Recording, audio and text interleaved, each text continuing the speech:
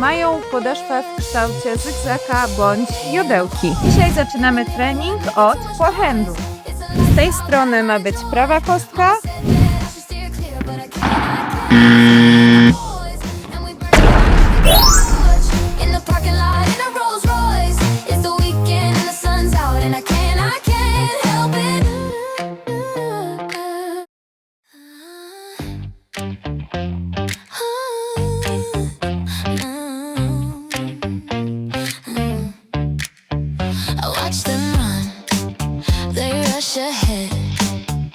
chasing dreams they soon forget, but I'm right here, tea in my hand. Love's a race I never. Chodźcie, zapraszam Was na trening. Why swipe right when I can stay still? Why chase? Co powinniście zabrać ze sobą na paddla?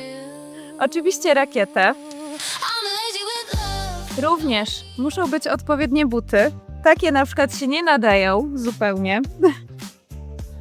Więc mam ze sobą buty na zmianę. I teraz właśnie je zmienię. Jak odróżnić odpowiednie buty od złych butów? Odpowiednie buty mają podeszwę w kształcie zygzaka bądź jodełki. Dzięki temu nie będziecie się ślizgać i będziecie mieć lepszą przyczepność do kortu.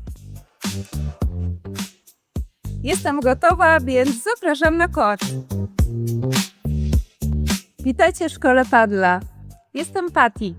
Dzisiaj jesteśmy na kortach w klubie Court Max i na tym kanale nauczycie się podstaw paddla, taktyki, trików i czego nie robić w paddlu. Zostańcie ze mną. Dzisiaj zaczynamy trening od forehandu. Po pierwsze zakładamy sznurek na rękę, którą będziemy grać. Dlaczego trzeba założyć sznurek na rękę? Ten sznurek zabezpiecza naszych partnerów i przeciwników, żeby rakieta nie wypadła nam z rąk i przypadkiem kogoś nie uderzyła, na przykład w głowę. Jak trzymamy rakietę? Łapię rakietę chwytem kontynentalnym, czyli tak zwanym chwytem młotkowym, tak żeby ręka kończyła się w miejscu, gdzie kończy się rakieta, oraz z tej strony ma być prawa kostka, a z tej strony lewa kostka. Jeżeli będzie Wam wygodnie, możecie ten palec wziąć troszeczkę wyżej niż reszta palców oraz przy forehandzie można delikatnie sobie zmienić bardziej na chwyt forehandowy. Czyli przesuwam delikatnie rękę w prawą stronę. Czego nie robić? Nie wkładajcie palca w to miejsce. Trzymamy piąstką, nie prostujemy tego palca. Nie trzymamy też rakiety zbyt wysoko oraz na samym końcu. Pozycja wyjściowa na korcie. Staję sobie krok za tym przecięciem szyb na bocznej szybie oraz na wprost tego przecięcia szyb po drugiej stronie kortu. Trzymam rakietę przed sobą. Prawa ręka chwyt kontynentalny, inaczej młotkowy. Lewa ręka kciuk na górnej ramie, reszta palców na dolnej.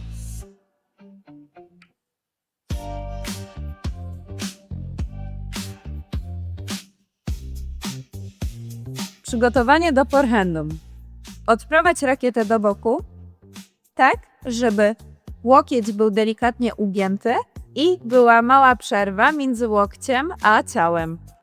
Następnie ustaw się bokiem, przygotuj lewą rękę do boku, ta ręka będzie Ci pokazywała, gdzie masz uderzyć. Moment uderzenia ma być płaski, nie uderzaj za mocno pod piłkę, czyli z otwartej rakiety, ponieważ piłka na drugą stronę pójdzie lobem. A nam zależy na tym, żeby piłka szła na razie nisko nad siatką. Lob to wysoko zagrana piłka nad siatką. Nie uderzaj też za mocno przymkniętą rakietą, ponieważ wtedy uderzasz topspinem, czyli z rotacją awansującą. Piłka wtedy będzie się kręciła do przodu i po odbiciu od szyby wyskoczy do góry, co będzie łatwe do odebrania dla przeciwników.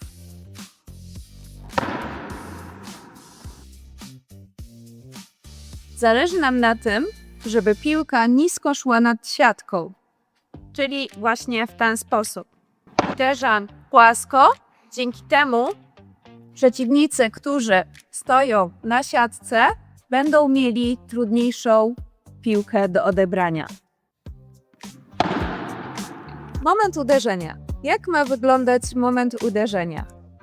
Tak jak mówiłam na początku, rakieta z tyłu ma być przygotowana w ten sposób, że nasz łokieć będzie delikatnie ugięty, tu jest mała przerwa. Ale w momencie uderzenia rakieta ma być na maksa odsunięta od ciała. Ważne jest to, żeby odsuwać rakietę daleko od ciała, ponieważ jeżeli będziecie trzymać rakietę przy samym ciele, piłka po pierwsze będzie po uderzeniu skręcać Wam w ten sposób, że poleci bezpośrednio na kratę, co jest w padlu autem, plus nie będziecie mieli nad piłką kontroli. Dlatego tak ważne jest odsuwanie rakiety na maksa od ciała, tak żeby łokieć był prosty, a tu była przerwa pod pachą. Czyli inaczej mówiąc, wietrzymy paszki. Praca ciała w trakcie uderzenia. Ważne jest to, by przenosić ciężar ciała z tylnej nogi na przednią w trakcie uderzenia. Czyli mam z tyłu przygotowaną rakietę i do momentu uderzenia przenoszę ciężar na przednią nogę, tak żeby wykończyć na lewej. Nie rotujemy się w biodrze, ponieważ jak będzie mocna rotacja biodra, to bardzo możliwe, że piłka pójdzie Wam w szybę. Tego nie rób. Nie rotuj biodra do uderzenia, bo piłka pójdzie na aut.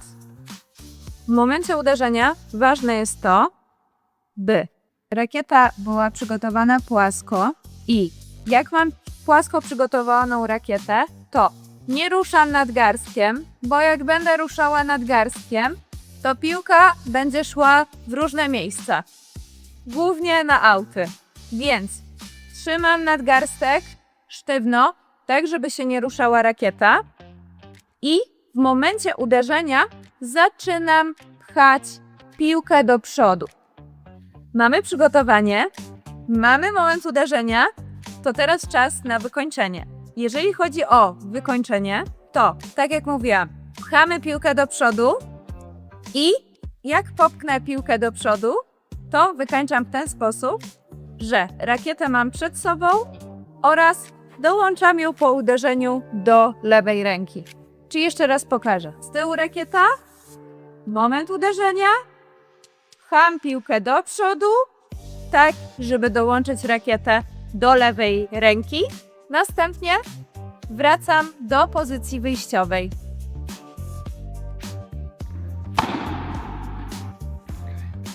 Na której stronie powinieneś grać?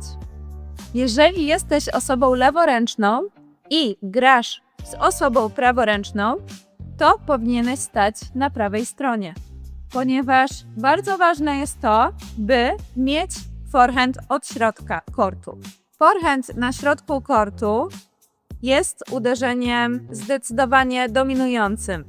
Najwięcej piłek leci przez środek, dlatego tak ważne jest to, by leworęczny grający z praworęcznym stał właśnie na prawej stronie. Na prawej stronie kortu gra osoba, która ma wypracować akcję, buduje akcję dla osoby grającej na lewej stronie. Czyli ta osoba powinna być regularna w grze, nie robić zbyt dużo błędów i powinna mieć mocniejszy backhand, ponieważ backhand będziesz grał lub grała od środka kortu. Praworęczna osoba grająca na lewej stronie powinna mieć bardzo dobre uderzenia z powietrza, z góry tak zwanej, czyli smecz, bandeja, vibora, rulo, o których wspomnę w kolejnych filmach. Powinna mieć również lepszy forehand, lepsze uderzenie z forehandu i być szybsza, czyli szybko podchodzić do siatki oraz szybko się cofać. Często jest tak, że osoba grająca na prawej stronie gra około 30% piłek, a ta osoba, która gra na lewej stronie, ma tych piłek zdecydowanie więcej, czyli około 70%. Dziś nauczyliście się forehandu. Mam nadzieję, że coś z tego zapamiętacie. W kolejnym filmiku będziemy ćwiczyć backhand. I jeżeli uważacie, że ten filmik był przydatny, skomentujcie, polajkujcie lub zasubskrybujcie kanał Szkoła Padla. Będzie mi bardzo miło. I dodajcie komentarz, jeżeli macie jakieś pytania. Chętnie odpowiem. Widzimy się następnym razem na korcie.